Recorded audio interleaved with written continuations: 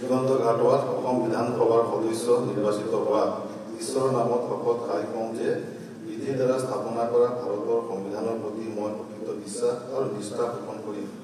মই ভাৰতৰ প্ৰভুত্ব আৰু অখণ্ডতা অক্ষুণ্ণ ৰাখিম আৰু মই গ্ৰহণ কৰিব ধৰা কৰ্তব্য শ্ৰদ্ধাপূৰ্বক নিৰ্বহন কৰিম।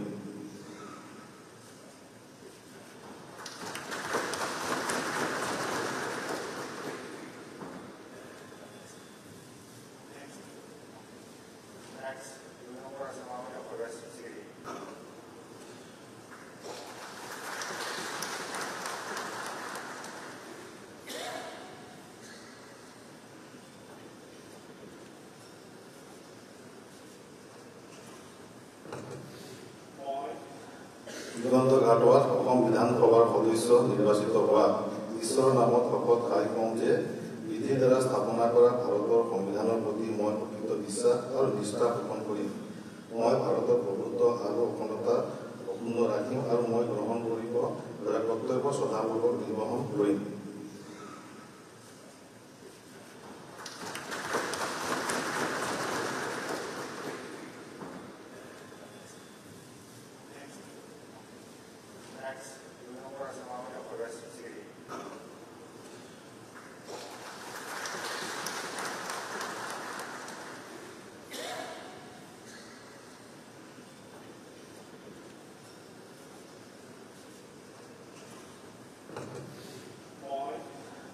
যুগান্ত ঘাটোয়াত বিধানসভাৰ সদস্য নিৰ্বাচিত হোৱা ঈশ্বৰৰ নামত শপত খাই কওঁ যে বিধিৰ দ্বাৰা স্থাপনা কৰা ভাৰতৰ সংবিধানৰ প্ৰতি মই প্ৰকৃত বিশ্বাস আৰু নিষ্ঠা পোষণ কৰিম।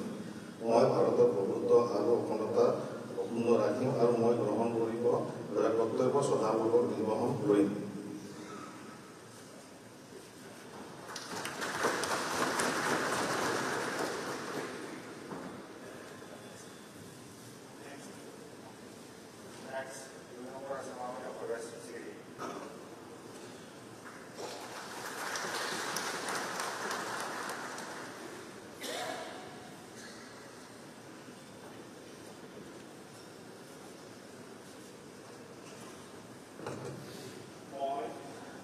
যুগান্ত ঘাটোয়াত বিধানসভাৰ সদস্য নিৰ্বাচিত হোৱা ঈশ্বৰৰ নামত শপত খাই কওঁ যে বিধিৰ দ্বাৰা স্থাপনা কৰা ভাৰতৰ সংবিধানৰ প্ৰতি মই প্ৰকৃত বিশ্বাস আৰু নিষ্ঠা পোষণ কৰিম।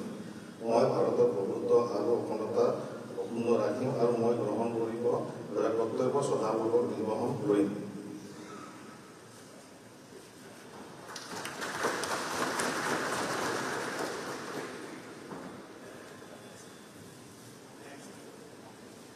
Next.